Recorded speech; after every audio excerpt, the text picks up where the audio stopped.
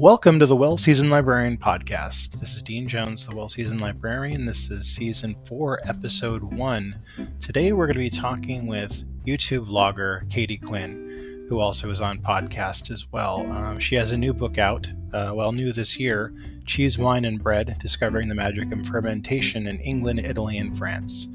It's a wonderful book that has a lot of the things that I love about Anthony Bourdain's work, where it's part travelogue and part food writing, part cookbook. So I think you're going to really love her book when you get a chance to get it, and I know you're going to like this conversation as well. Check out her YouTube channel. In addition, we have all the links in the bio. Check that out. So on we go to the conversation. Welcome to the Well Seasoned Librarian Podcast. Today, I'm very happy to be talking to Katie Quinn, who is the author of Cheese, Wine, and Bread, Discovering the Magic of Fermentation in England, Italy, and France. Katie, welcome to the show. Hi, Dean. Thanks for having me. I'm happy to be here. Now, for the folks that aren't familiar with your work, and everybody should be, because you've been on everything. You're all around on YouTube. You're on television. You're in print. So, for the people that aren't familiar with you, tell us about yourself and your background. So let's see where to start. So I started my career. I left Ohio, moved to New York City, and started my career as an NBC page. And Wow. If anyone's a fan of Tina Fey's show 30 Rock, you might know the character Kenneth the Page. Yeah. That's an actual position at NBC. That is not fiction. And I was Kenneth, like that, literally just like straight from Ohio, just completely naive about everything and just running around backstage at NBC. And it was an incredible experience, and it really primed me, I think, for the rest of my career. So then after that, I got a job at the Today Show, working backstage there. And this was just when I'm really going to date myself here, Dean, but this was right when television shows realized, oh, we need a web presence. We need like a site on the internet that people can go to, and we need to offer things like backstage videos. And I was in my early 20s, knew how to operate a camera. And so that became my job, making behind the scenes videos for today.com.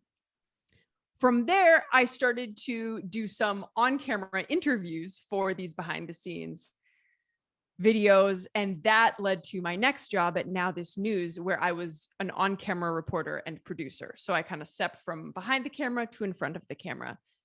I should mention that throughout all of these things, I was completely food obsessed, and I would pitch every food story that I possibly could. I would interview every chef, go to every restaurant opening that I possibly could.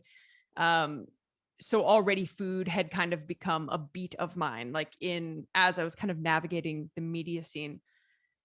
And I also was an intern at Serious Eats while Oh, wow. Nice. In like those early years when I worked at NBC after the Page program, when I just had like kind of administrative desk work to do. Right. I was like, I need to do something that fills me, right? That satisfies something more than like looking at spreadsheets. And so I applied to be a Serious Eats intern. And so I would leave 30 Rock and go down to Chelsea and work in their office for a couple hours. And so again, I think that this was realizing food is an actual job. Like my interest in food and my interest in media, these two things are very intertwined. So I'm giving you the whole rundown here. No, I'm happy to hear it. I'm fascinated. I can kind of cut to the chase. After Now This News, I started my YouTube channel, Q Katie, and that took off basically. And then that led to moving to Paris and going to culinary school. Right. Because I was making food videos, but I felt like, wait a second, I don't have any credibility to do this. I need to educate myself. So I went to culinary school at Le Cordon Bleu, and have written 2 books, Avocados and Cheese, Wine, and Bread. And now I live in Italy. That pretty much brings you up to speed. Now, you're kind of a big deal because you're an author, food journalist, YouTuber, podcaster, and host. With all these accomplishments, you've had some fame in your work. How has this affected your life? You're getting to be very well known. I'm chuckling only because like it's very kind of you to say. I don't feel that at all. Like I don't feel it in any way. I really don't. I'm not just being you know, like self-effacing. It has been really awesome and great for my work that I've had exposure on like some of these big national platforms. I don't feel it at all in my day to day. I live in a small town in southern Italy, and like, you know, my dog doesn't care if I'm on the Today Show or something. So yeah, no, thank you. I take what you said as a compliment. Are you recognized anywhere? Well, so funny enough, because like I said, I live in a small town, or okay, 50,000 people. So it's not that small, but small-ish town in southern Italy. And I actually, I am kind of recognized. Yeah, I do get recognized here sometimes because I'm like the American who writes books and does a YouTube channel. So like now my content on the YouTube channel is so heavily focused on Italy and the experience of being an American living in Italy. So it's because my content used to be purely recipe focused, and then it started to kind of like transform into like recipes and food and travel. And now I of course still talk about food. Like actually the video that's coming out tomorrow is all about, I went to my local cheese shop that makes mozzarella in the back. So it's the best mozzarella I've ever had in my life. And they make it every day right there in the back. And for this video that I'm publishing tomorrow, I go back there with them and really see how they make this incredible mozzarella. So yeah, food's still a part of it, but now my content's all about Italy, and Italians love that. So. Well, you trained at the Le Cordon Bleu in Paris. Can you tell our audience what that was like and what lasting effect that had on you? I like how you say Paris. You're like, you like did it. So I learned that from Bugs Bunny also. It's like, oh, we've got a Francophile here. You know, going to Le Cordon Bleu taught me so much about cooking, and I would say like kitchen behavior. For instance, mise en place, just organizing your ingredients before you start cooking. Even if it's as simple as getting it out of the refrigerator or getting it out of the pantry. But it really cuts down on that last minute, like, oh my God, the fire's on, this is going to burn. And like, where did I put the carrots kind of thing? I would say another huge takeaway, that's something I have done ever since then, and embarrassingly didn't do very often before, was taste your food before you plate it. Like, taste it while you cook, taste as you go. It's such a basic, and I'm ashamed to say I didn't do it. And so that's a biggie also that I learned from culinary school. Also, just like knife skills, those, you know, very kind of the basics, you get really good at put in that situation. Well, you're known for your vlog, and it's very well famous. It's Keep It Quirky, or I think you call it KQ now. Yeah. So the YouTube channel is Q Katie, and the podcast is Keep It Quirky. But okay, I'm sorry. Like, no, all good. I mean, my slogan is Keep It Quirky because I believe, because I'm a quirky person, and I guess at some point I just chose to embrace that rather than shy away from it. And I just believe that keeping it quirky in life, right? Like in the kitchen and in life, in travel, when you're traveling and your plane is delayed, when things don't go right, like you just have to keep it quirky, meaning have perspective, like keep it light, keep it fun, because life's going to throw all kinds of things at you. So yeah, so keep it quirky is my slogan. I say it at the end of every single video. It's also the name of my Patreon community, the Quirky Club. So I'm all about the quirky. Now, I was going to ask, and this is not one of the questions, but this just kind of came up to me because I was thinking about this before I started talking to you. I watch a lot of video channels where people live in other countries. It's like I don't get to travel. I have a lot of kids and I don't, I'm a librarian. We don't make a lot. And so I don't get to travel very much. But I love watching these channels where I can kind of live vicariously through other people like you. And there's a few other channels I watch as well, like in Asia, where people live there, have lived there for a long time. And you get into these shows. And it's funny because I hypocritically tease my wife who watches reality television. I'm like, you don't know these people. But then I think a couple on a vlog recently got divorced or broke up. And I was like crushed. It was like, I was really depressed about it. And I was like, I don't know. But do people contact you and kind of feel like they know you after watching you for so long? Yeah, I think they do. And I guess it's okay with me because I would rather someone reach out to me with a sense of ease and familiarity than reach out with like, I don't know, some kind of walking on eggshells or something. So yeah, I do think that people feel like they know me. And it's interesting because like I am very much me on the videos, like talk to my husband, talk to my family, talk to my friends. So it's like, yeah, oh yeah, that's Katie. It also, and so it's a fair representation, I guess is what I'm saying. And I think that's why I'm comfortable with people assuming that they know me before they've met me. At the same time, it doesn't show all of the facets of who I am, right? Because videos can only be so long and they have to be entertaining. And, I edit them so they're fast paced and I cut out my ums and likes and all that kind of stuff. And I think that's one reason I'm so grateful for the other platforms, other modes of communication, like the book.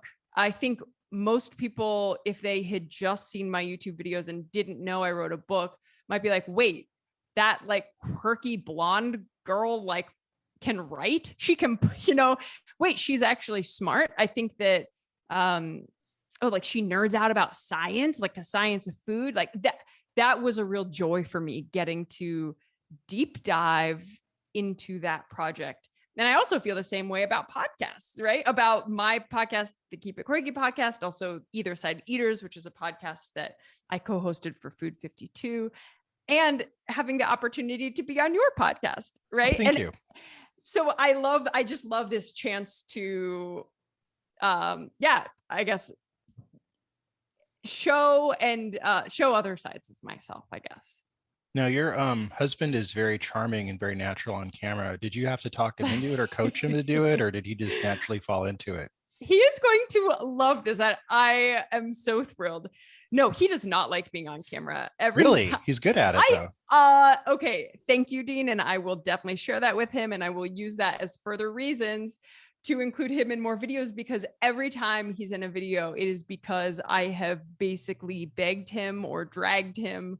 He's like, Katie, no one wants to see me. And I never know what I'm saying. And no, I agree. He's great. He is charming. And he's just like a really smart dude. He's one of those guys that like, he only opens his mouth to say something if he has something to add to a conversation, if he has something worthwhile to say, right? Right. Whether it's intelligent or even just, it can be goofy, right? But it's worthwhile. It adds something worthwhile. I really appreciate him and what he adds. So thank you for that compliment. And to answer your question, no, he is not. It's not his natural position. No. You guys have a really good interplay on your video. Like it really looks good when you're together. It seems really natural. You're a good couple. It adds a lot, I think, to the videos that you guys do together. Ah, thank you. Thank you. I will absolutely share this with him.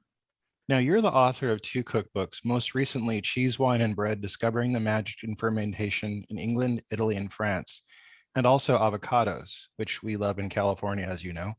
Mhm. Can we talk a bit about both of them and how you came to write them? Yes. So Avocados came out in 2017. It's with this fantastic indie publishing house based out of Brooklyn called Short Stack Editions. I was a fan of Short Stack Editions before I wrote Avocados. Basically, they are one ingredient cookbooks. So they're small, kind of cute, very like stocking stuffery type of cookbook gift. The art is just incredible. It's all hand drawn art. Really, really like colorful paper. I was just a fan of these, and I got back to New York after culinary school, and was like, I think I saw some Short Stack Editions, and I was looking at the ingredients, and I was like, wait a second, they don't have my favorite ingredient at the moment anyway. Avocados. I was like, how is it possible that they do not have avocados? And this was kind of right when all the craze in New York was like avocado toast, right? And I was like, how is that even possible? So I reached out to the editor and basically pitched the idea and said, I'm a recent Le Cordon Bleu graduate. I'm a writer. I have experience in media, and I would love to write your avocados cookbook. And then I dropped off a few different recipes for him that I was proposing be in the book. And then the rest kind of happened pretty quickly from there. That was great. That was my first experience with publishing. And then earlier this year, so let's see, a handful of years after Avocados came out, Cheese, Wine, and Bread came out. And so that's new. That's just been out for a handful of months. And I am still just over the moon about it. I feel like my baby is in the world. And it is what it sounds like. It's about cheese, wine, and bread. And the subtitle, says it all: Discovering the Magic of Fermentation in England, Italy, and France. I was living in London at the time that I proposed the book and started writing it. So it's kind of my exploration of my favorite things. What was the process like for writing Cheese, Wine, and Bread? Did you have to do like recipe tests and stuff like that? Yes, many. And I also hired a recipe tester, my friend Izzy Hosek, who's an incredible, she kind of does everything. Her blog Top with Cinnamon is pretty big. She's also written cookbooks. So she's a good pal of mine, and she's very talented. So I enlisted her help, as well as obviously testing everything myself multiple times. It was very important to me that these recipes work. It's like such a pet peeve of mine when a cookbook has recipes that are no good. Yes. that aren't written well. So yeah, I put a lot of time into that. But from the get-go, I didn't want it just to be a cookbook, because yes, of course, I love cookbooks, but I love stories. And I love feeling like I'm a part of the story. I love narratives. And then recipes within a narrative, well, that's my favorite type of book. So I wanted to write the kind of book that I love to read, right? That I love to consume. And I love travel, and I love following a journey. And so that's what this is. As you can kind of tell, I think the illustrations help tell the story. The photos help bring the reader along on the journey with me. Well, I'm glad you mentioned that, because the artistry and the design on Cheese, Wine, and Bread is fabulous. Now, did you work on that with the publishing company, or did they just assign somebody that just ended up being a good match? So I have to say, I am so appreciative that the publishing house gave me so much freedom. I mean, I'd kind of heard horror stories from other author friends of mine about publishing houses making making decisions and not running it by the author and the author being really disappointed. That is the opposite of my experience. I'm so thrilled to say I brought the illustrator to the table, and I guess they had to approve her, but that was no issue at all. And same with the photography. I took most of the photos in the book because it's travel focused, and I was traveling solo for most of it. And then in addition to that, I hired a handful of really incredible photographers in England, Italy, and France. So while I was doing things like the wine harvest and, one of my bread apprenticeships, I hired a photographer to come take pictures of that because I knew that I couldn't really have that immersive experience and be taking photos at the same time. And yeah, I'm thrilled with the way it turned out. Jessie Canelos Weiner is the illustrator. She's amazing. She's American and based in Paris. And I was a fan of her artwork for years leading up to the book. And then when I got the green light to have illustrations and photos both in the book, Jessie was the first person I reached out to. Well, I mean, just the cover alone is wonderful because it kind of takes your attention and it kind of invites you to look at it. And I think the fact that the title's longer too kind of makes you stop and pay attention. Had you just been like cheese, wine, and bread with some photograph, I don't think it would have had the same effect. And just looking at it, I love that. I think the first time I saw it was on Twitter. And even with just a small JPEG on Twitter, I was kind of like, wait a minute, let me look at this. Oh, that's And awesome. That's so wonderful when you get that. I feel like this is like such a great perspective. I feel like you have potentially given the cover more thought than the average person as a librarian. Like you really think about covers. And so that's the first take like that I've heard of the cover. And I love it. I love that. I hope you're right. I think you're right. No, as a librarian, I have a pet peeve when people, I like the plastic sleeves you can put over a cover to keep the cover pristine. I love those. And a lot of libraries have stopped using them, which irritates me to no end. And they just throw the covers away. And I see that and I'm like, what are you doing? Mm-hmm. I mean, sometimes the covers aren't great, but like when they're really good, it's like, but sometimes they are great. Yeah. I'm like, no. Yeah, I know. That is sad. Someone worked really hard on that. Yeah, I keep all my covers. I try and I buy some of the sheets to keep the covers pristine if I have a book I really like. So I'm very, as you can probably already tell, I'm very meticulous with my books and I like to keep everything very much so, I think that is a sign of respect. I appreciate that. Yeah. So I'm going to talk a little bit about the book Avocado. As somebody who grew up with them everywhere, I mean, I feel like everybody had an avocado tree where I grew up in San Diego. Lucky man. Oh, it was wonderful. What are some of your favorite avocado preparations and recipes? Oh man, I love avocados whipped in a cream cheese frosting. I think that the fattiness, so obviously a cream cheese frosting right there is great, like the fatty element, and then adding avocado to it gives it like an extra interest. And it's brilliant. Yeah, it's really, really delicious. Let's see what else. I love breading avocado slices and frying them, like deep frying them. I've never done Absolutely that. Excellent. Good. Oh, get on it, Dean. Make that on your to-do list. And then I love to dip it in like a sriracha mayonnaise. That sounds great. That's right up my alley. Clutch.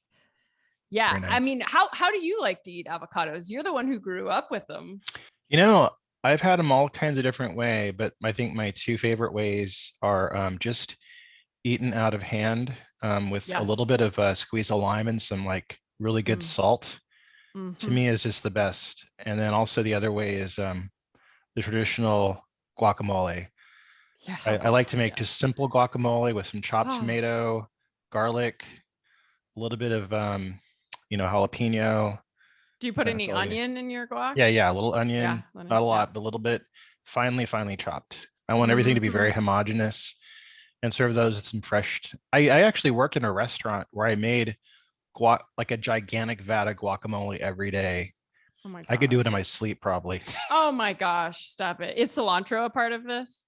Sometimes it depends Okay. because my wife doesn't like it, so I kind of try and tone it Ooh, down. But I use it. right. I make street tacos all the time and like always have cilantro on hand, but a lot of people don't like it, so I have to be careful. I have to tell you, you're kind of like killing me right now. A, because it's dinner time over here and I haven't eaten dinner yet. And B, because I cannot get I can't even get an avocado here where I live. And I cannot get anything resembling Mexican food. I can't get those flavors. Cannot find cilantro. I mean, welcome to Southern Italy.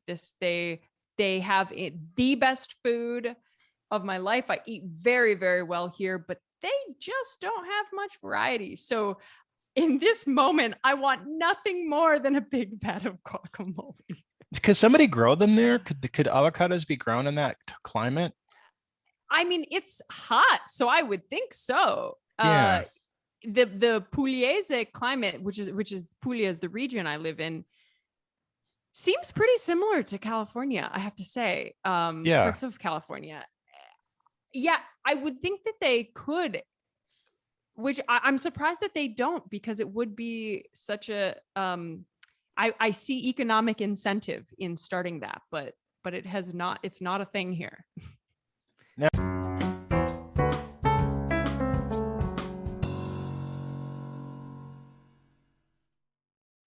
When you need mealtime inspiration, it's worth shopping Kroger, where you'll find over 30,000 mouth-watering choices that excite your inner foodie. And no matter what tasty choice you make, you'll enjoy our everyday low prices, plus extra ways to save, like digital coupons worth over $600 each week. You can also save up to $1 off per gallon at the pump with fuel points. More savings and more inspiring flavors make shopping Kroger worth it every time. Kroger, fresh for everyone. Fuel restrictions apply.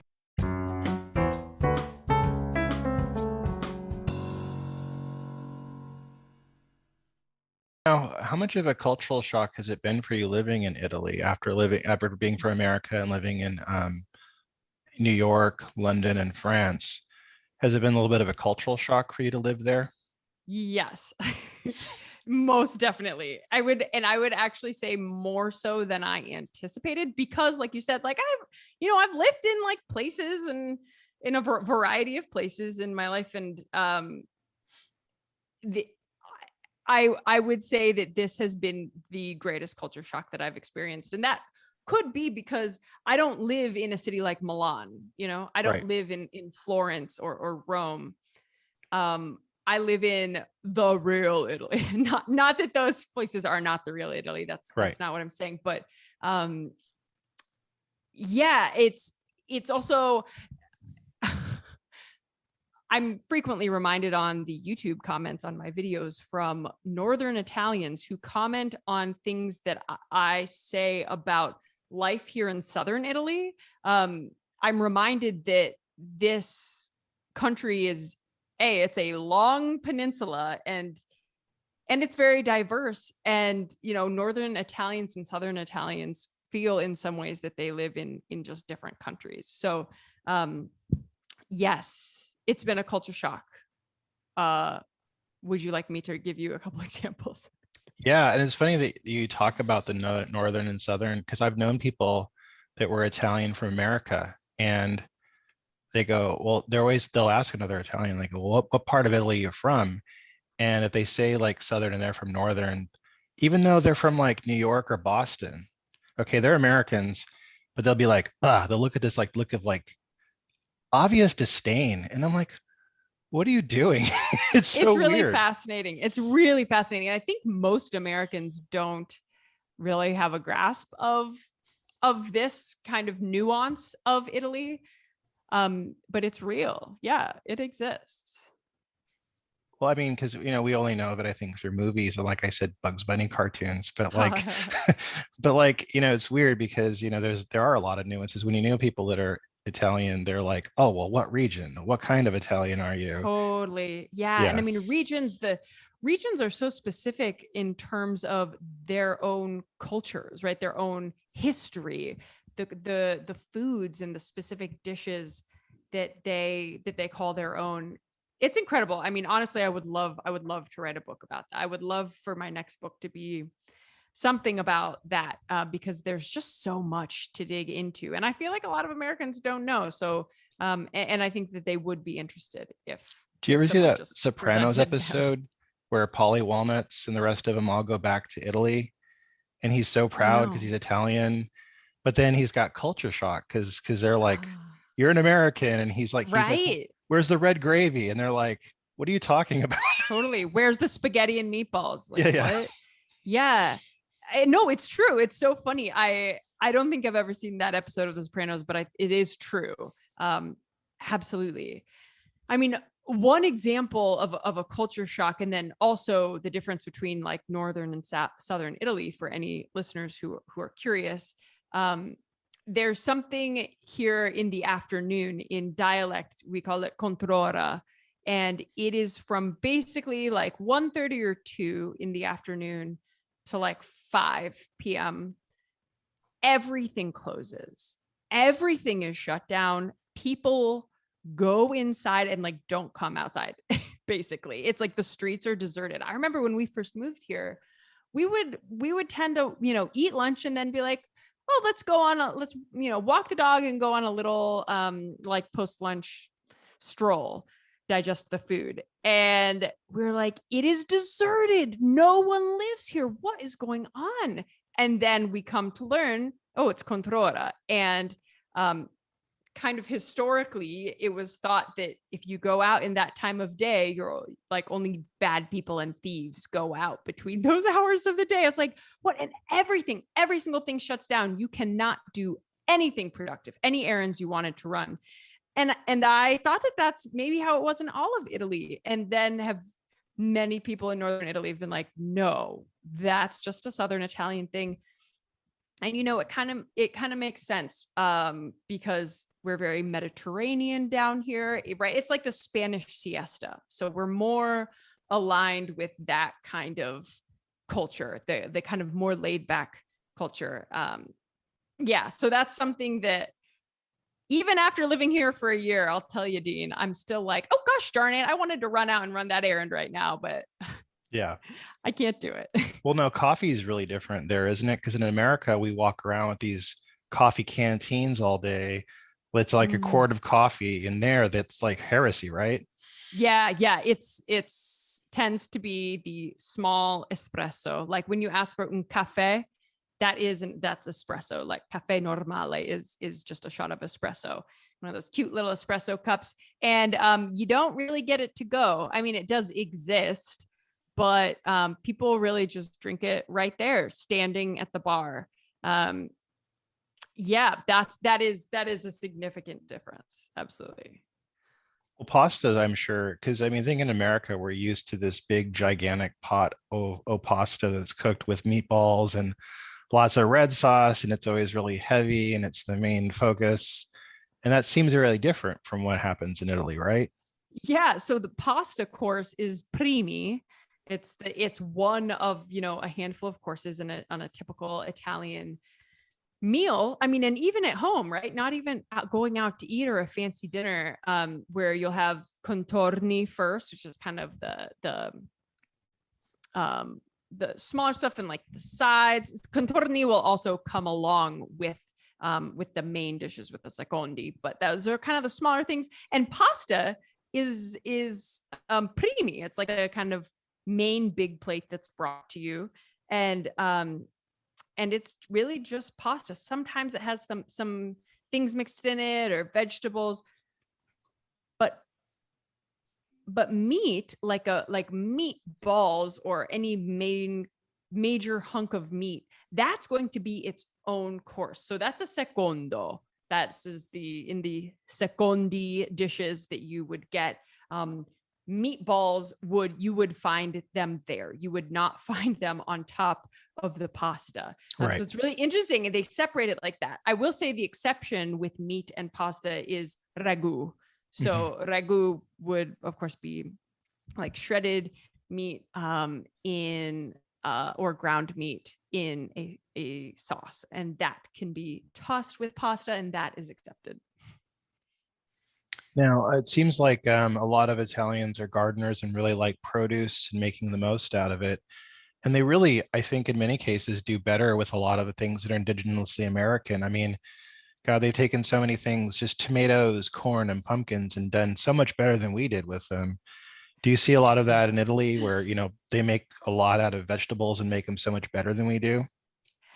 Yeah, I mean, I hesitate to say they make them better than we do, but I do, my husband and I were actually just talking about this the other day. It's like, why is it that Italian food culture is so rich and just like this incredible dishes? I mean, out of the simplest things, and it's emphasis on seasonal and fresh. And, in America, like we would have had our gardens would have had many similar things. And why is it that you think of America and it's like, oh, meat and potatoes or something like that, which is obviously a sweeping stereotype, but I don't know. We were just talking about this, and I obviously don't have any answers, but to respond to your question, absolutely. They utilize the culture of food here is such that they appreciate fresh produce and they use it, and local produce. I mean, I've never cooked or eaten more seasonally in my life. And a part of that is because I can only get things in season. I really can. I can't get cime di rapa in July to cook with, right? And like cime di rapa is a broccoli rabe type of bitter green that's amazing here that I've completely fallen in love with.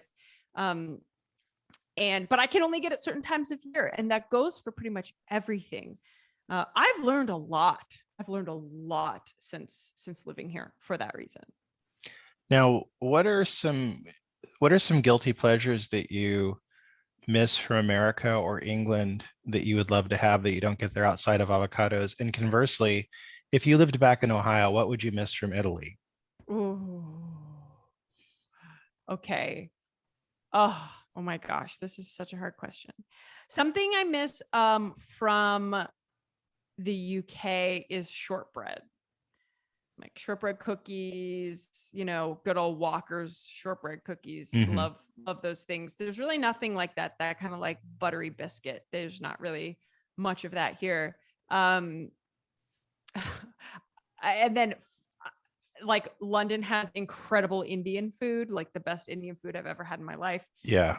Not really finding that here. Although I did go to a really good place called Kerala, which is of course the name of a place in India, in Rome. Rome, you leave it to the big cities to have some of that international cuisine. So I finally got my Indian fix on a recent trip to Rome. So yeah, from the UK, I would say buttery biscuits, like shortbread and Indian food. From the States, I miss good peanut butter. Oh, I love peanut butter. Italians don't really like peanut butter. And there's like one small jar. It's so funny. You go to the grocery store, there's like literally shelves and shelves and shelves and shelves of Nutella. And then also there's some variety of other chocolate hazelnut spreads similar to Nutella, but competitors. There's things like pistachio butter, which I'm completely obsessed with. That sounds amazing. I wrote an article in New York Magazine about it. It came out a couple of months ago. This is the best thing ever. Americans need to hop on this immediately. So actually, I think that I'm going to fast forward and say that in America, pistachio butter is something I would miss. But yeah, in Italy, can't get good peanut butter. So among all these jars of Nutella and all things like that, there's one measly little teeny jar of peanut butter. It's really expensive and it's not even very good. So now, what about some of the Ohio specialties? Because I have a lot of friends in Ohio that are from Ohio, and they always talk about the regional delicacies. So what about what is it, four-way chili, or or like geta, the pork like loaf thing?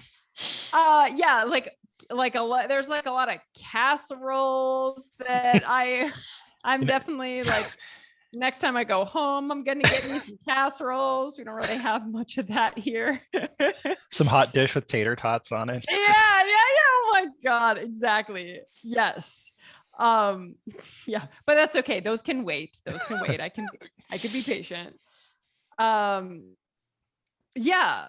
Oh man, I'm blanking. I'm trying to remember. There's the name of a fruit that is really big where I'm from in Southeast Ohio. Oh, I'm blanking on it. There's a whole festival that's like such a big deal in my hometown. I can't believe I'm blanking on it. It's this like really unique kind of not unknown, but Now I'm curious too. Oh my like gosh. the pawpaw or something? Yes. Oh my God. Yes. Thank you. Pawpaw. Yeah. Yes. The pawpaw. So I miss pawpaws. That's awesome. Although obviously not that much as if I couldn't remember their name, but no, I do. Good Ohio stuff. Yeah. Now, I always talk about this with other cookbook authors and chefs because I think it's a really, big topic. I think Americans have a lot of misconceptions about England and Italy as far as food goes. I know the one thing is I lived in England for 2 years and I ate some of the best food of my entire life while I was there. So when I hear people trash talk English food, I'm like, what are you talking about? You have no idea what you're talking about. I mean, God, people could complain about America really easily with all our McDonald's and everything, Absolutely. So like, what are some of the misconceptions you always hear and fight against when you hear about them and about England and Italy?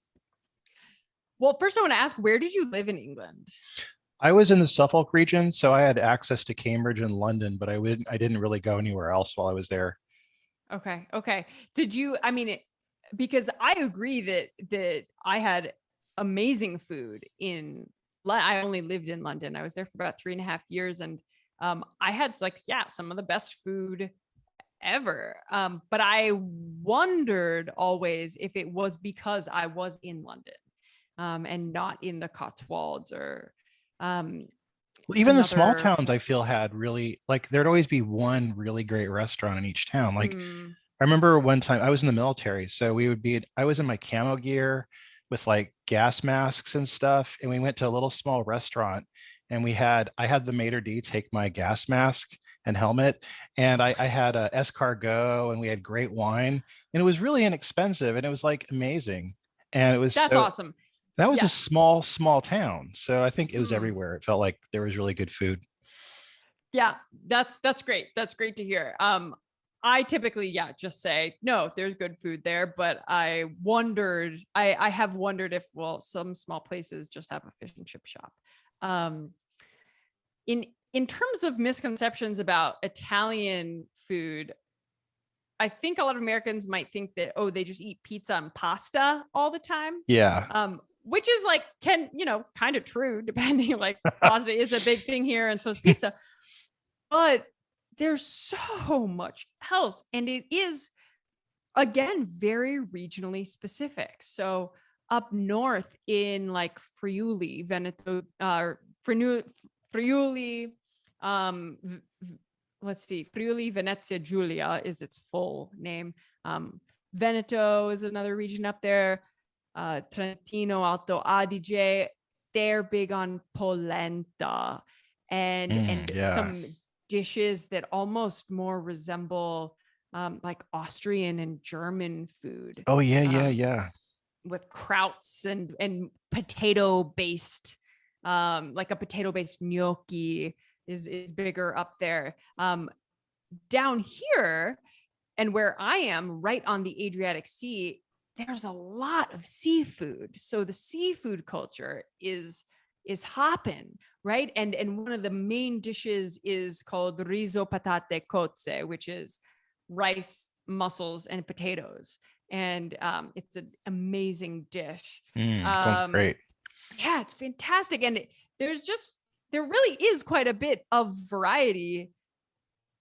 And again, and it is very regionally specific too, that extends far beyond pizza and pasta. So that I would say is the biggie. What are some of the big wines out where you're at regionally? Negro Amaro is big, and Primitivo. Those are kind of the two biggies. So by those, anyone who's big into wine knows straight away, those are both red wines, and they are bold. They are strong and bold, high in tannin, high in alcohol content, bold red wines. So this area with the strong sun that it gets, those grapes are native to this area and are very beloved and are found at most dinner tables. Nice. Now, I was going to ask you a question I like to ask a lot of food writers. Who are some of your favorite food writers that you like to read, that you're really attached to? So I listened to some of your other podcast episodes, Dean, and I couldn't help but notice that, like, oh, wow, I guess my food writers that I really love aren't that unique, because like other people are also saying them, but I'm still going to start with them. And then I'll kind of go off into what I'm reading now, which is I think a little lesser known. I love MFK Fisher. Local book, girl. Yeah. Her book, The Gastronomical Me, I'm very drawn to. I think that her time in France, her time in Europe is something that I can relate to in a certain way. And I love how she weaves food so seamlessly into just talking about life. I am a big fan of Patience Gray for a similar reason, like travel and food and just journeys. And really getting into local recipes and local cultures. And so those are two kind of more old school food writers I really respect and love their work. I am currently reading a book called The Food of Italy by Waverly Root. And it is an epic book. It's huge, but it's great. And he breaks down. So he breaks down the regions of Italy and again talks about the history of each region, which, Italy, for the places up north could have been ruled by the Austrians, and the places in the center were ruled by the Normans, and the places in the south, like Sicily, were ruled by the Arabs. I mean, it was just such a the history is so varied that it makes sense that this has ripple effects into food. And Waverly Root really talks about all this. I mean, he goes into all of this detail. It's really fascinating. He's great. Yeah. And then I also just read a really great book about Puglia, cookbook, called Under the Olive Tree by Anna Maggio that I really enjoyed. So those are a couple recent ones. And then and then the good old standbys, MFK Fisher and Patience Gray. I also love Fuchsia Dunlop. I mean, the list goes on. I have great respect for many people. Now, I know you're still promoting the book that you currently have out, Cheese, Wine, and Bread, but what's next for you? So, it's funny because when Cheese, Wine, and Bread came out, I was like, I'm so proud of this book. I loved writing it. I loved that experience. And I was like, I'm just going to do anything and everything I can do to, anything that's within my power to help this book get into hands that will enjoy it. And it's so funny. I was like, I'm not going to distract myself with future projects. I really want to give, because I tend to do that, right? I tend to go head first into the next thing before the last thing has been given its time. So I was like, no, Katie, don't do that with this. Of course, though, I can't help, especially being in Italy and being surrounded by many of the things that we've talked about in this conversation. Right. I am really drawn to write about all that stuff. So we'll see, but I've got some ideas percolating. That's good to hear. I mean, I always like to hear that as a fan of your work. I really always like to hear that you're kind of scheming to make things for the future. It's always kind of neat. I love that. So. Oh, well, good. Thank you. Thank you for the compliment. Well, Katie, I want to thank you for being on the podcast. I've really enjoyed getting a chance to talk to you. Me too. Thank you for such great questions. That was my conversation with Katie Quinn. I had a good time talking to her, and I really want to recommend her new book, Cheese, Wine, and Bread, Discovering the Magic of Fermentation in England, Italy, and France. You can buy this at Amazon.com, Barnes & Noble, or please go to a local bookseller and purchase the book there. They'll be happy to sell it to you. On Friday, we're going to be talking to Chez Panisse' own Cal Peternell, who worked there for over 20 years. He is an author of many cookbooks, none the least his new cookbook, Burnt Toast and Other Disasters. That'll be on Friday. I had a wonderful time getting to talk to him, and you're going to love hearing the conversation. Please tune in then. Share the Well Seasoned Librarian on social media, just whatever platform you're listening to this show on. Just share the information on social media. You can even use the hashtag WellLibrarian. You can follow the Well Seasoned Librarian on Spotify and get notified when new episodes are released as well. We have a link in my bio section for Buy Me a Coffee. It's a social media platform where you can show a little appreciation for a podcast if you like it. I make no money for this podcast, and every little bit helps. So if you want to contribute there, I'll say thank you now. Until Friday, please come back and listen to our conversation with Cal Peternell. But until then, happy cooking.